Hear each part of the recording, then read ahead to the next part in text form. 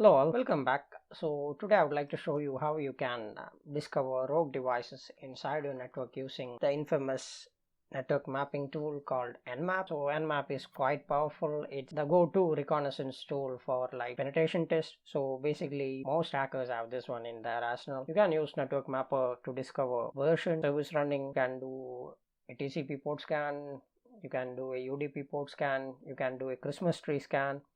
Like multiple options which you can perform. Today I would like to show you how you can perform how you can identify rogue devices connected inside your system, or not system, your network, I'm sorry. So if we just type nmap, it's going to give us like the following syntax. So you can do like version check, you can do a version with all.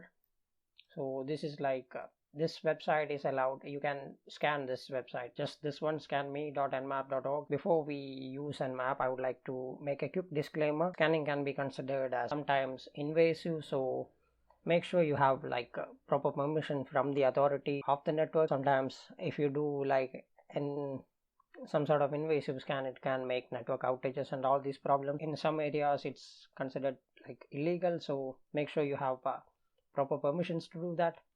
You don't want to end up in jail or something. So here you can see here, this is the script argument. So nmap is having a very powerful scripting engine which you can use to perform even vulnerability scans of your system. You can do that.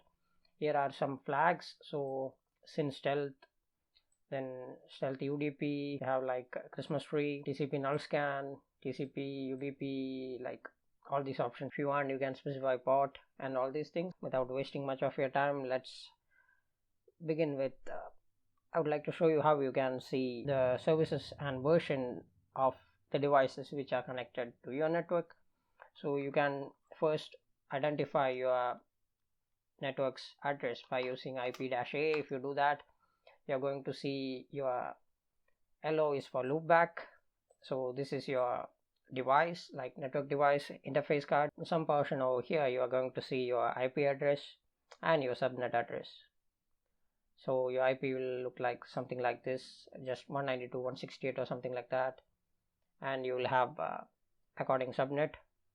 So 255.255.255.0 something like that. And map dash s capital V. So S is for service detection, V is for like version detection, and you can specify all ports, and T4 is for the interval. Like if you go from T1 will be the slowest, but it will be like more comprehensive scan, but it's going to take a lot of time.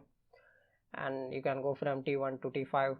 So T5 will be the fastest scan, and you can do like T4 without sacrificing too much of time and without sacrificing too much of information found by the scan.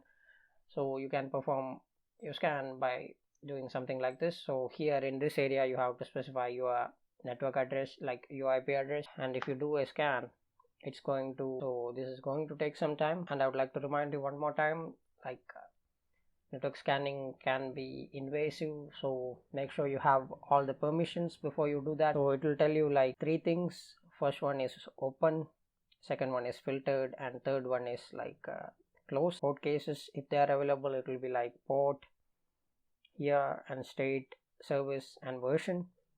So port will be like for example 10/TCP or something. State will be open, closed, or filtered.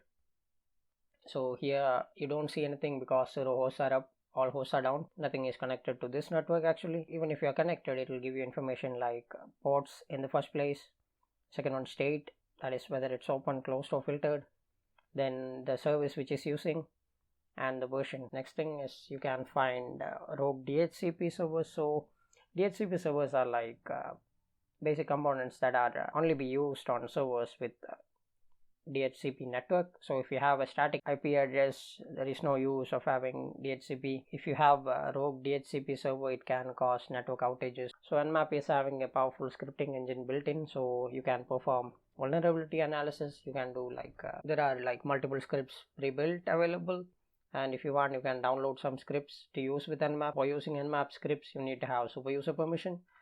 So you perform a scan with Nmap scripting engine like this. So sudo nmap -- script.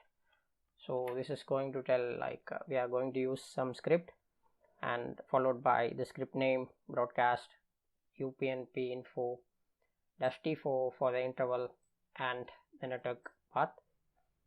So this is like we are going to say search for universal plug and play devices which are connected to the network, show you how like whether information about printers and all these things connected to your network.